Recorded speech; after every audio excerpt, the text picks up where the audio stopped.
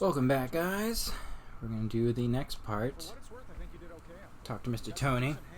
Even given you were wearing, what, 70, 80 pounds of chainmail? On the Stark scale of reckless yet daring heroics, I give it a solid 6 out of 10. Don't worry, you'll get there. With a little help. Now, when I mean he vetoes everything, I think he holds the record. I'm not 100% positive, but I think he had something like 400 vetoes during his time as president. Just a lot of reform. Guts a lot of the Republicans within the federal government. Replaces them with people that he trusts personally.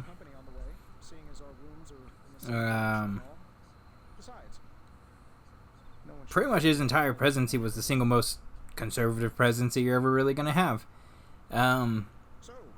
Cleveland also came in as a bachelor, mind you, during his time at the White House. Gets married to Frances. I think he was a congressman's daughter. Ends up courting her with permission from the parents. They end up having, I think, 5 kids. I think they get married in the White House. I think he's the only president that actually gets married specifically at the White House. I'm not 100% positive. Thanks for the gift, Tony. I think you'll like it. It's a limited edition. A limited edition what? Oh, so you can actually improve your relationship with these people? Okay. Well, I suppose I should leave before whatever monstrosity that is most definitely hiding under. And I remembered this one in particular because I think when Frances Cleveland, basically her new name, comes into the White House, she is the youngest first lady ever in the history of this country at like 22 years old. And she was also just a real fire starter, like just real passionate about everything. I'm Tony Stark, but if you're hearing this message, you already know that. When I'm not saving the world, I solve the world's problems with technological means, like the one you're holding. I call it the Spark. I gotta be honest, I don't care for games when they do stuff like this. Even if it's kind of interesting and cool, I'm personally just indifferent to it all. Exclusively for your cape-wearing, world-saving compatriots. You might ask, Tony, aren't you just repurposing a failed product from your communications division? If you do, I'll revoke access and let everyone else know you're a jerk. I call it the Wonder Man rule.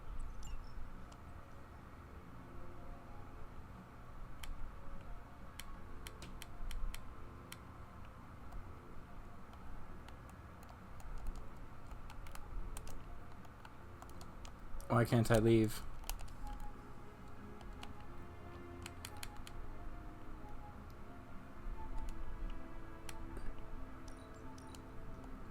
So I have to buy something? Okay. Sure.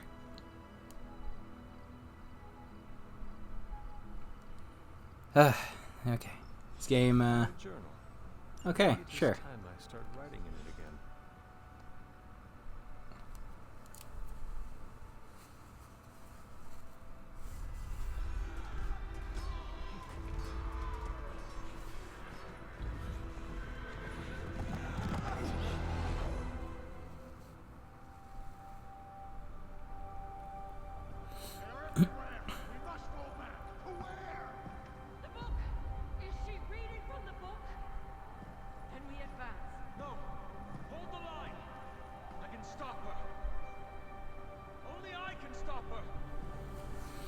They would have 5 children.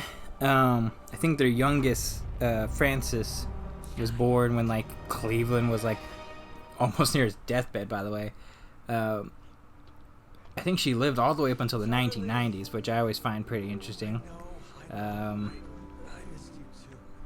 her enjoy the moment. It's like, oh, who was your dad? Oh, Grover Cleveland, president in the 1880s. Huh. I don't know. I always just find that pretty interesting. Been a little hurt before. A little. You already made the ultimate sacrifice once. Maybe I'm in no rush to see you do it again. We do not choose our destiny. But we can choose to duck. First lesson you ever taught me. And still the most important. Especially now that you have all these eyes on you. I have noticed. Now, do understand that You are a being of myth. the subsequent election against Benjamin Harrison, that the entire time Grover Cleveland is in office, I mean, to a lot of people, it's a lot of newspapers, to how everyone perceived him, You are a hero. you know, he was like a bit of a hard ass, you know. I mean, the smart thing to do is to have less federal government in your lives, but ultimately, a lot of people wanted some real fundamental change, whether it is through federal policy, etc., etc. They just wanted their lives to be better and different. And a lot of people did see the federal government as a positive, in particular, you know, the more northeastern states. I will positively say that. Which becomes a bit of a contentious issue for Grover Cleveland, because that's largely how he won his first election.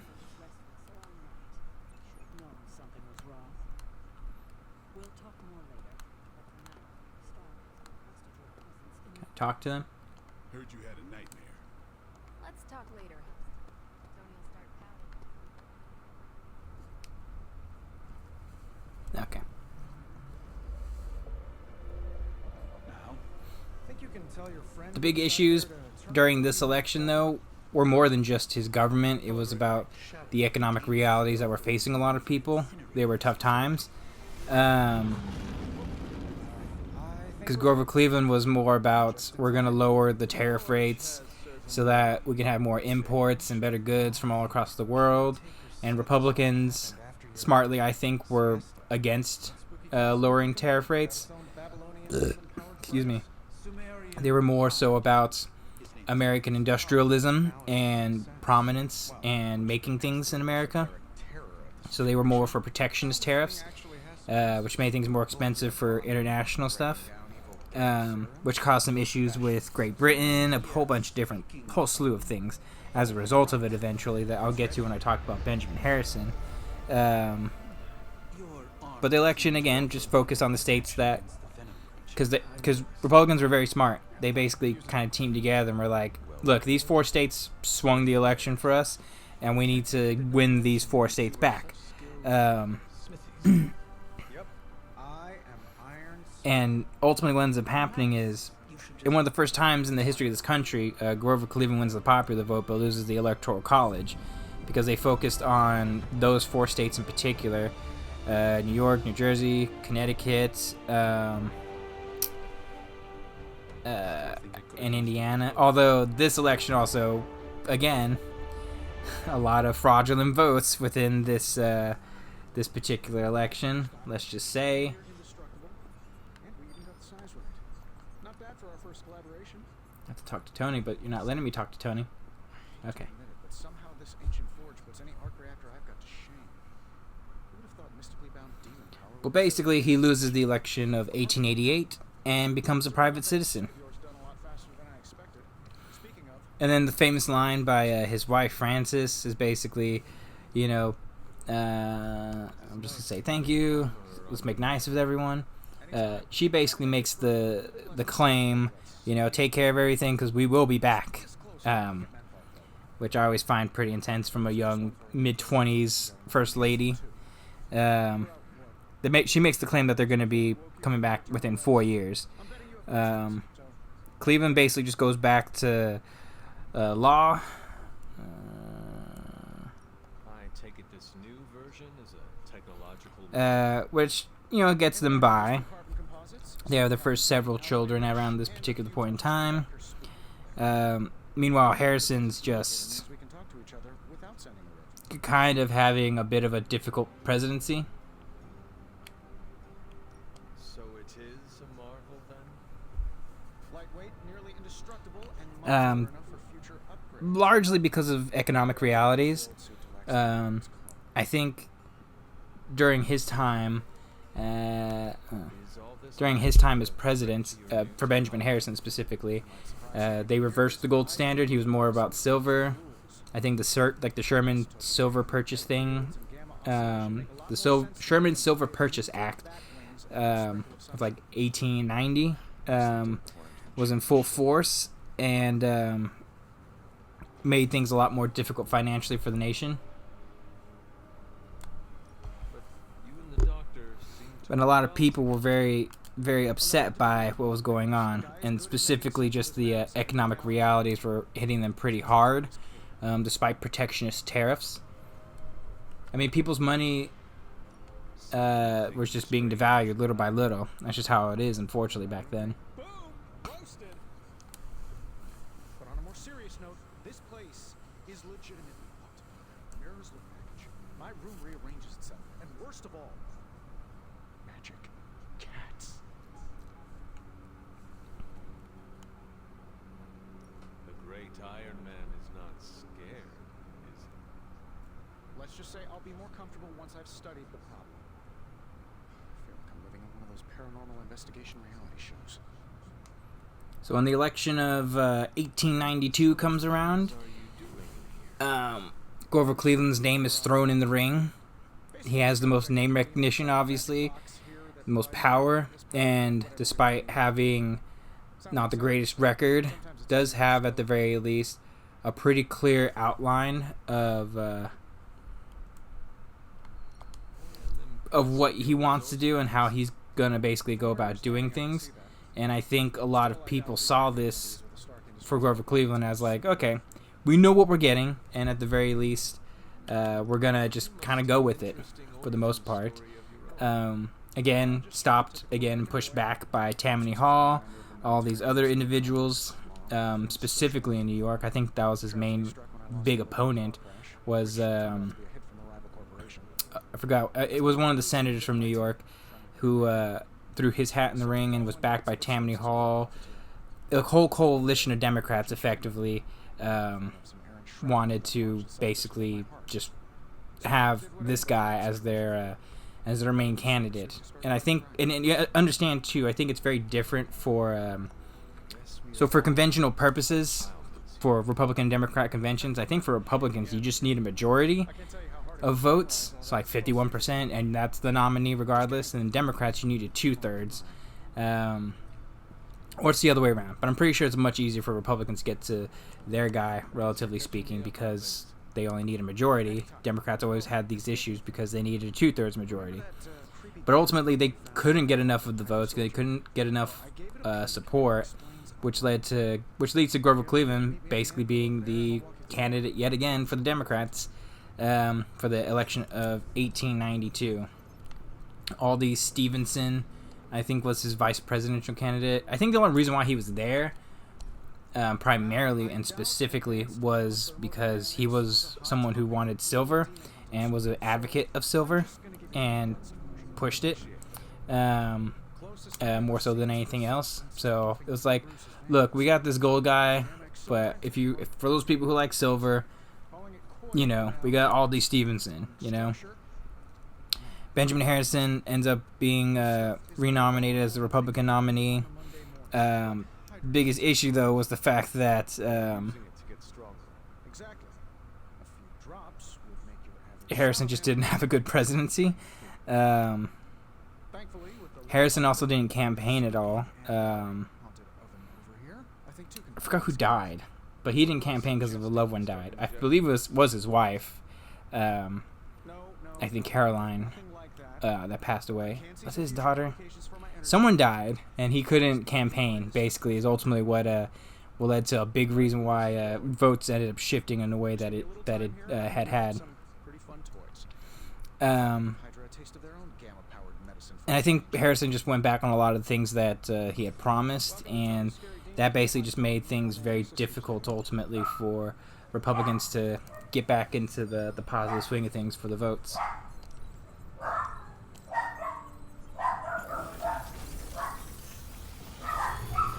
There we go. We analyze this. Take your pick, Hunter.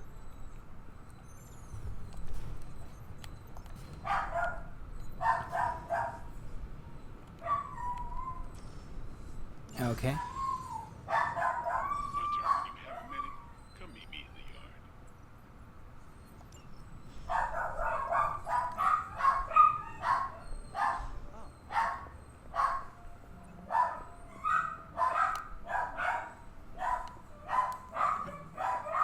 Sorry about that. Dogs going crazy. Some families home. Whoa. Welcome to the at least that's what we're calling it these days. Caretaker put me in charge of your training. Too bad she didn't listen to me yesterday.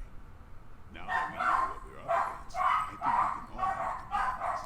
If only I had a soundproof room.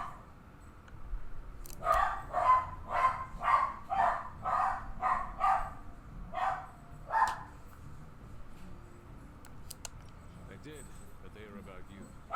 Right when it's time to train, all Sarah told us about you, she never described you as lazy. I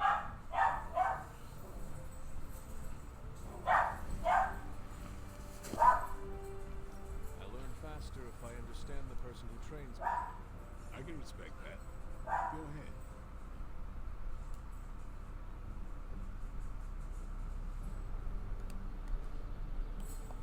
Can I ask about you? I guess. So basically, Really late? Cleveland becomes the president, and he just goes into a storm of chaos. That's literally the only way that I could probably explain it. The financial realities that were hitting the Harrison presidency ultimately go into Grover Cleveland's, That is partially how I because, understand it. again, there's no real sufficient standardized monetary policy within the country, and gold was more valuable. But to compensate for the lack of gold was the purchase of silver, and now we had too much silver and not enough gold, and actually creates a collapse within the stock market. It's known as a panic of like 1893. Become a Dampier.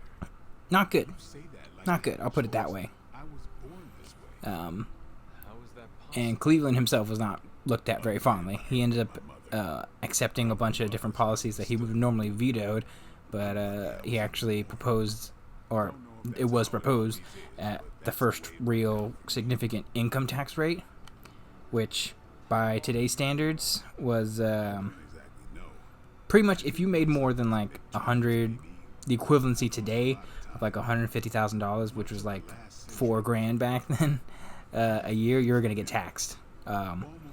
A lot of people were not very happy about that. Back down into the depths. What happened? I killed a lot of vampires. I hadn't lost my mind exactly, but I got into a rhythm and never stopped. Never had a reason to stop. Not until I met Caretaker. But because of the panic, but because of the financial issues, led to a bunch of labor problems. The railroad strikes, the Pullman strike.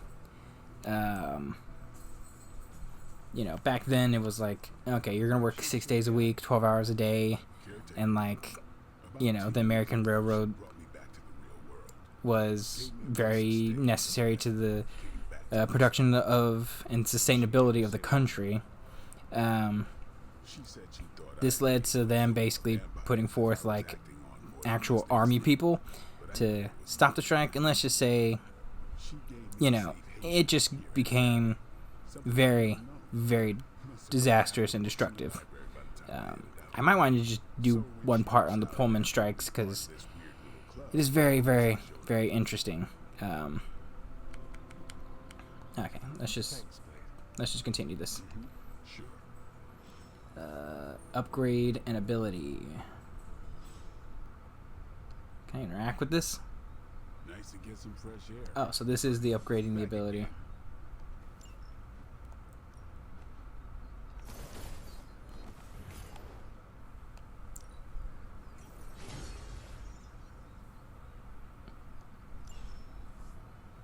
See you around. Let's talk to Captain Marvel. Okay. Move out there, Hunter. Guess Doctor Strange picked the right supernatural demon hunter to resurrect. I'm kidding. Carol Danvers, but He was not looked on fondly, I'll put it that way. kidding. Carol's fine. Just thought I'd throw it out to the Avengers PR team. Not gonna Tried lie, to produce and continue the Monroe Doctrine in a lot of ways, very sounds like fun. isolationist policies. This is where Not so much stuff fish, with just Hawaii diverse and vulnerable starts souls. happening, more treaties, Pearl Harbor created, True. a lot happens in his second term, I'll put it that way. Continuation of the military admits quite a few states to the Union too, mind you. Both the Dakotas, Montana, the state of Washington becomes a state. I think the only other real notable thing outside of the destructive nature of the strikes and the economic difficulties around his terms as president, he actually had cancer, which is a crazy story, by the way. They found cancer. It was in his mouth, actually. They were like, okay, this is something malignant, yada yada. They actually had to do this surgery secretly, so like to basically get it out. And they had to remove large portions of his hard palate of his skull on a boat, mind you, which is crazy. And they basically used the cover story, hey, or what was a tumor specifically, malignant tumor, and they basically removed the part of it and part of his mouth. He had to fill it in with dentures and a false thing, whatever, in his face. And they specifically, isn't that crazy? Just like he basically the cover story was like, oh, he just getting 2 teeth taken out on this boat, and it's like, what? And then it's like, okay, well, he had cancer. Sorry, guys, just letting you know. So, and again, there's no, 25th Amendment or anything at this point, so it's pretty interesting.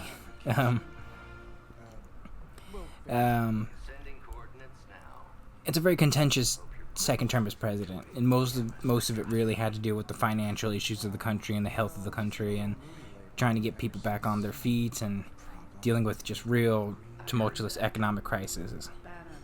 But at this point, unfortunately for him, because of he wasn't able to turn things around economically, he's now losing a lot of popularity, a lot of votes, and ultimately ends up being forced to basically leave office because it's just he's not going to win.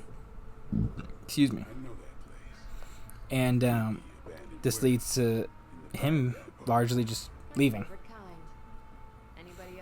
Now, he does end up getting nominations as to be a senator, effectively, in future presidential or in future elections, specifically in New Jersey because he's from New Jersey, but ultimately ends up declining.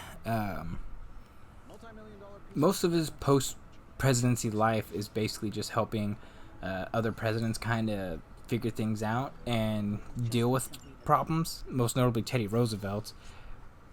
So, sure. And for Teddy, it was like the coal strikes that were happening around that time.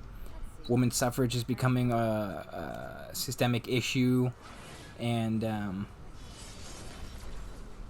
pretty much up until the end of his life. I think he passes away around 1907.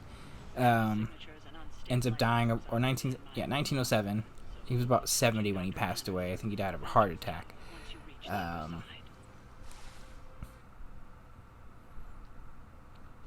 A lot of things near the end of his life that he does write about or has people write for him about.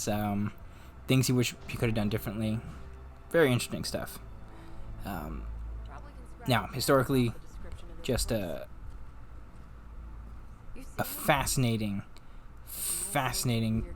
person, fascinating president, and one that a lot of people have been comparing to the Orange Man today. I don't think it's anywhere near like that. The only real connection is the fact that he has served 2 non-consecutive terms as president.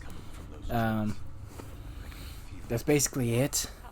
Otherwise, there is no real grassroots push for him to kind of be the guy. It's more just out of convenience he ends up becoming the president twice, really.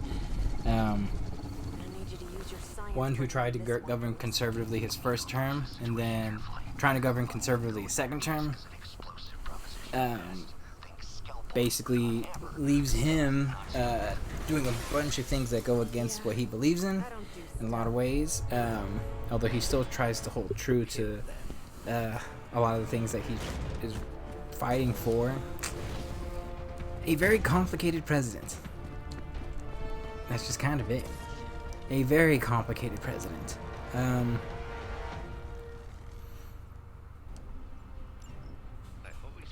It's tough because I don't know if he's a good or a bad man.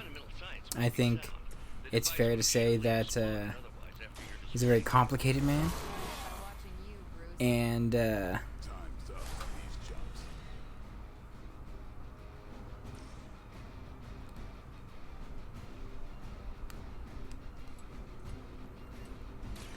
that he's a very complicated man with a very complicated legacy of a lot of good and bad. Looking good, feeling good. I do believe a lot of the accusations, unfortunately for him, that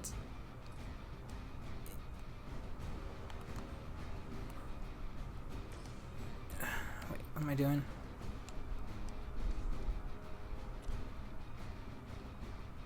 I'm on it.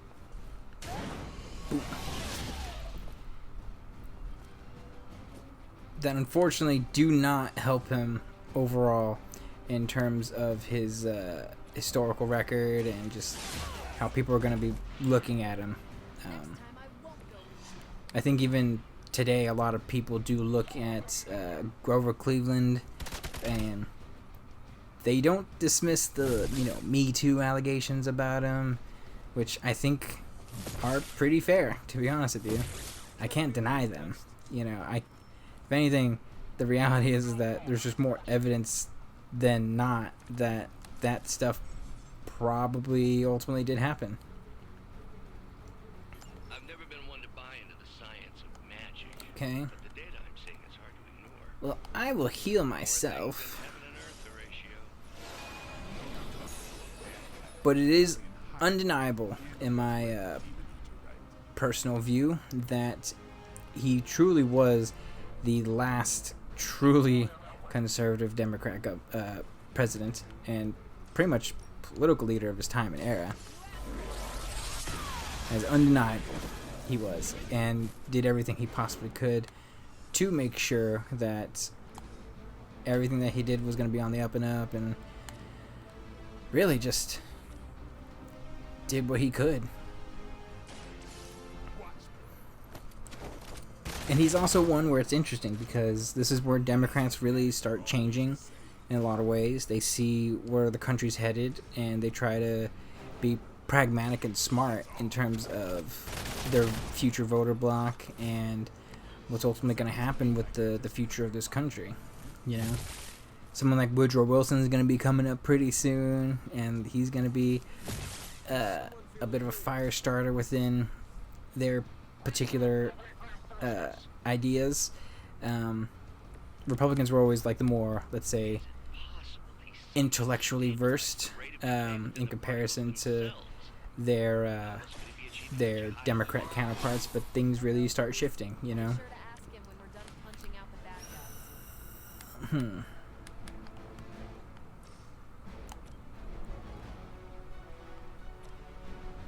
guys. Sure. Time to get Shot to the heart, and you're too late. Darling, you give love a bad name.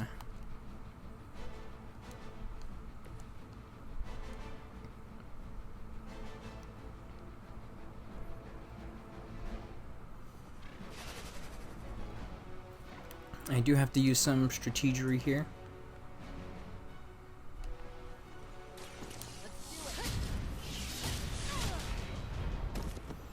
Oh, that would do more. that once, centuries ago. Why do they have to use the term binary? I just... God.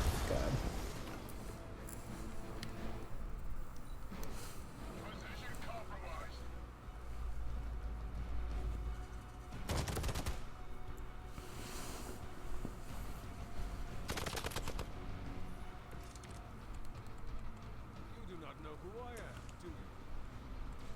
Faustus's devices are worth further study. If you wouldn't mind, Carol, I'd prefer it if you and your supernatural associates not... Smash it? Yes. Sure. No idea what I'm doing. You were too weak for this fight.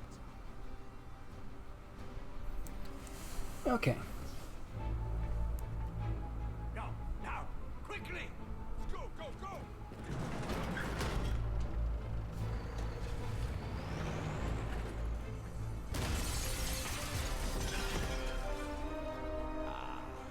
The perfect opportunity to field test Mother's device.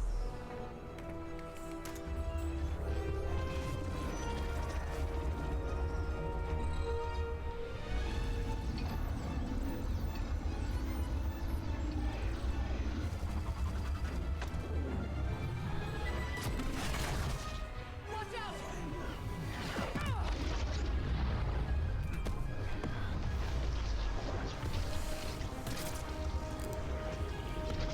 I think we should talk about the beginnings of Benjamin Harrison while we try and take down Mr. Faustus.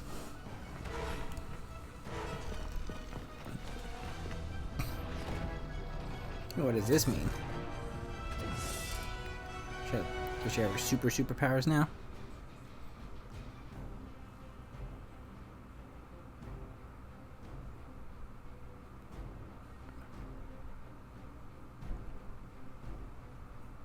For the record, Bruce, I did not smash that thing. Noted, Carol. Perhaps you might direct all that energy towards your newfound adversaries instead.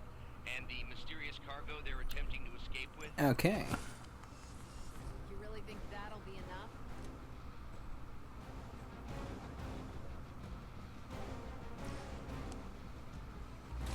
Ready up.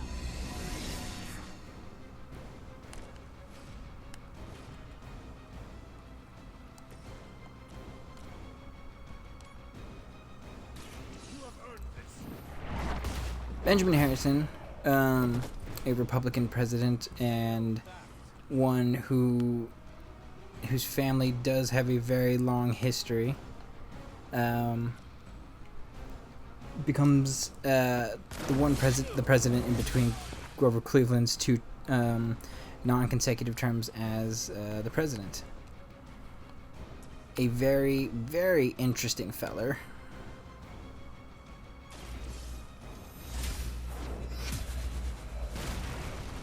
Oof, not good. Weak. For Hydra.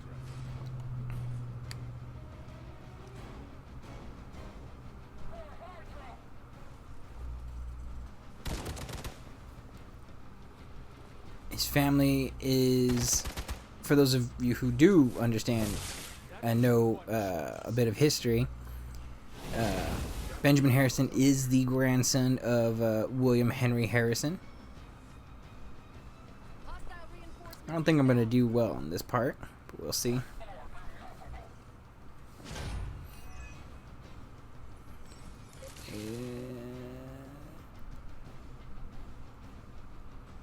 Okay. Preliminary analysis of the blood I liquid desperately versus need to heal my boy. gamma and various unknowns. There is dark magic at work. We must not let Hydra escape with it.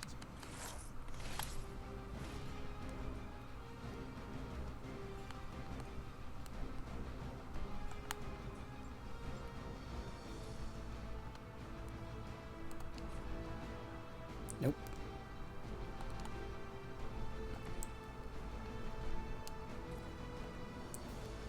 I'm hoping I can use this photon beam power.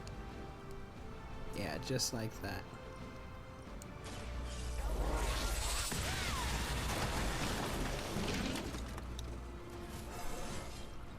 Didn't think I could Well, get that's a it. start.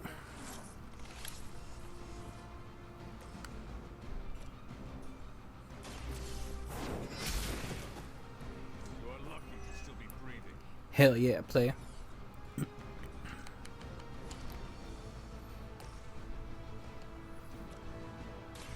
that all? he's a rather interesting individual historically. Again, the grandson of William Henry Harrison. Never wasn't there during the inauguration, mind you.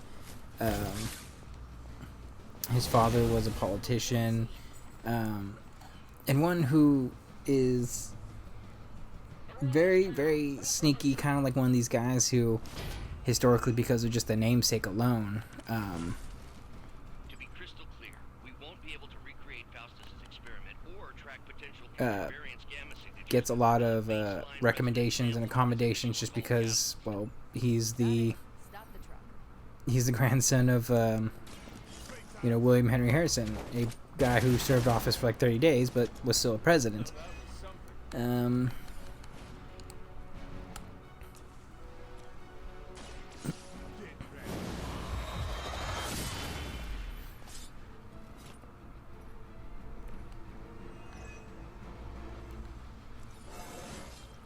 Even the best can get better.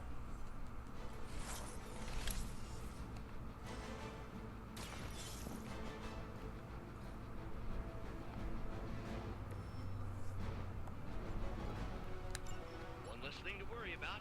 Approximately 16,342 more to go.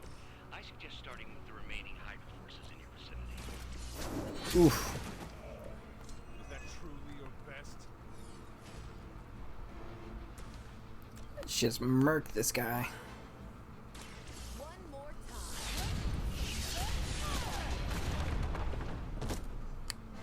I think you got it.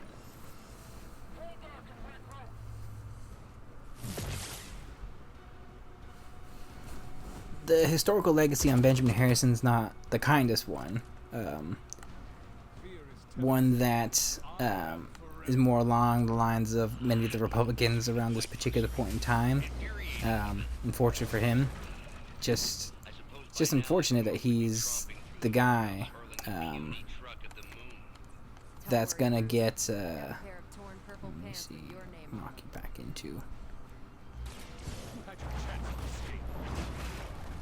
Around this particular point in time during the Gilded Age of American history, where they were all about promoting the federal government, promoting all these different acts, and not really doing things necessarily for the betterment of people. I know those symbols from the time of the first hunt. That glyph means barrier.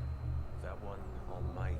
The only thing that most people probably praise is that he really did push forth a lot of civil rights acts that helped give black people, specifically, the rights that were godly given to them. But outside of that, for the most part, most people look at Benjamin Harrison specifically as a failed president in pretty much many ways. Born in Ohio, his family had largely immigrated there at that point. His father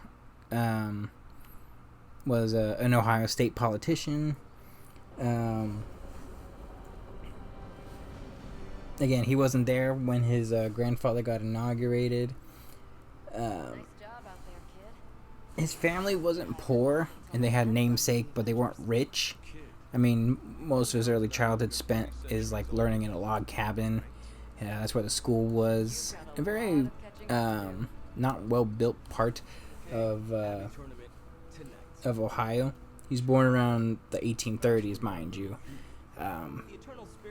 So he was about 7 or 8 when his grandfather got inaugurated. Forget it. Tonight is movie night. He ended up going to a bunch of different colleges and studying a bunch of different things. Again, someone you want to talk about who's prepared to be a politician, it's probably going to be him just for namesake alone. But he goes to like a bunch of different proprietary schools. He's taking college classes at like 12, 13 years old. I think he goes and studies in Miami of Ohio. University. Becomes this big upperclassman kind of fraternity kind of thing. When again, fraternity's something else. Very strange looking dude. I just gotta be honest. If you ever see him when he's younger with pictures with him without his beard, which I'm gonna be honest is I get why he has the beard. I have to respond.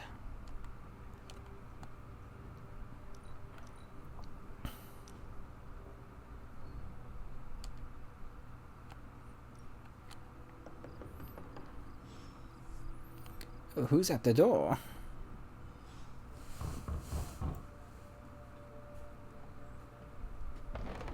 Good. You answered. Getting hard to keep finding ways to say open door around here. And despite what Robbie says, I don't think the staff of one speaks High Elven. Blood magic stuff. Cool room. Spacious. Aw, is that He does Becky meet. Charlie? Yes? So, I forgot. I'm gonna go with the fact that Caroline is his wife. But he does meet his future wife. I'm gonna say Caroline. I don't think their children are named Caroline. While in college, her father was also a Presbyterian minister. A lot of Presbyterian ministers up in the Midwest of the United States at this particular point in the Northeast. They basically are given a small plot of land that they can farm, raise children, they get married. He continues studying law at this particular point in time. Eventually, politics starts ringing their head. This is around the very, very early 1850s, by the way. He's like 18, 19 years old when a lot of this happens. Gets into Whig politics from the early get-go. Once the Republican Party is formed, he's largely one of the first people that actually joins up in it, gains a lot of prominence within the Republican Party at a very young age. I think at some point during this particular point in time before the war, trying to hang out. That's twice now her precious hunter has almost gotten snapped. This is weird. I know this entire situation's gotta suck for you. Not just the whole resurrected, chosen one thing. I get why facing Lilith won't be easy. I was 15 when I found out my mother was capital E evil. I think this is a good point to end after watching a movie that we're not watching. But gets into politics, becomes a very prominent Republican figure in Ohio, eventually moves his family to Indianapolis, Indiana, becomes an influential person there. I think he starts a law firm there. Works with and for the Indiana Supreme Court at that particular point in time. And then eventually joins and becomes a part of the Union Army during the Civil War. I think he's about like 20 when he ends up enlisting. Because he was born around He was born around the same time that Grover Cleveland was born. Early to mid 1830s. Am I tripping? No, he would have been closer to his late 20s at that particular point in time. That we didn't watch this movie. I understood more than I should. How? You've been dead for 3 centuries. I'm not so sure I was dead. Not exactly. I recall a deep slumber, not the void. This game is very weird. I dreamt. I like it. I also don't like it. It's very strange. Much of this world is Strange familiar. mechanics. I know it from my dreams. That's not creepy at all. So, do you know? I don't know. We'll have to just keep playing with it because this is a very, Think of it like this. very weird game. I know what a car is, but I have no idea how to drive. You're up to date, but not omniscient. Then I'm guessing you don't know much about me. Just what you shared earlier. You're always free to ask. Like, what's the staff of one? Or who were the runaways? I had had some questions about your old team. I'm mainly only asking these because I just want to see if it's gonna improve social standing within this game. Maybe get some more experience. No, we were normal kids. We saw each other once a year when our parents got together to reminisce. And then we found out. Otherwise, I'm kind of just indifferent to a lot of the things that are happening in terms of just the interpersonal relationships between the people in this game. It's nothing personal. This is just, I'm just assuming more of. I knew this game was going to be very different. I didn't think it was going to be like this. It's not bad, and I think if you're a big Marvel fan, this is like right up your alley, but it's interesting. I'll put it that way. Some of the character designs are very strange. I should get going. Good timing. Looks like caretaker wants to speak with you. And Time flies when you're just hanging out, you know what I'm saying? Flies when you're hanging out. I'm glad to see Tac you essence. time productively. Okay. After this part, I'll probably end it here.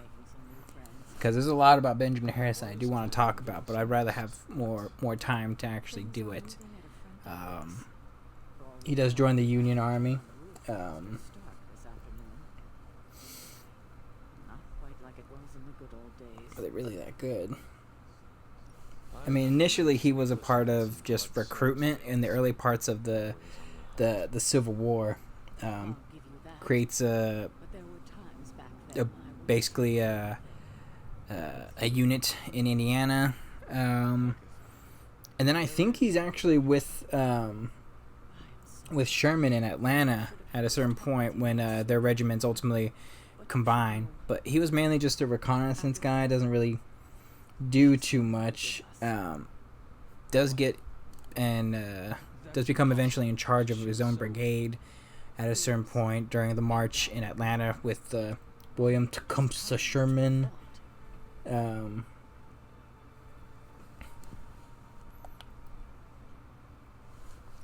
do not have to do this. I mean, that being said, he does fight within the actual Civil War itself, somewhere in Nashville, I think. He ends up fighting quite a bit, actually, during the Atlanta campaign. One of the few that actually does. He's actually pretty uniquely strategic. He's the kind of guy that gets his troops in the proper positions and then ends up routing the enemy. I mean, he's not like some great military leader, but if you want to have someone who's a volunteer who's gonna rise through the ranks, because at the very least, if you want him to lead like 20 men into a decisive battle, you're not going to find anyone better than Benjamin Harrison. Not even Ash to remember her by. The others were heartbroken, as was I. But I also saw the danger, the threat, if Wanda's powers were left unchecked. So I did what needed to be done. I sent Wanda away to the Sanctum Sanctorum to study under Doctor Strange. Now, post-war, during Andrew Johnson's presidency, Wanda's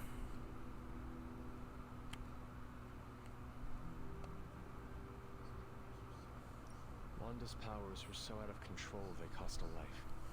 Your decision may have saved lives, if not the entire Abbey. I like to believe that, especially given her current situation. Wanda, Agatha, it seems we have lost them both now. During Andrew Johnson's presidency, he's pretty much just a lawyer in Indiana for a lot of this time, but with incredible name recognition. Ulysses S. Grant, when he eventually does become the president of the United States, ends up actually asking him to represent the federal government in a particular case. I think it was specifically like something with treason to be a part of. But yeah, okay. Let's follow Charlie real quick. And then once we follow Charlie, we're gonna... No. I mean, I'm running pretty quickly. No. No, I don't... The speed's fine.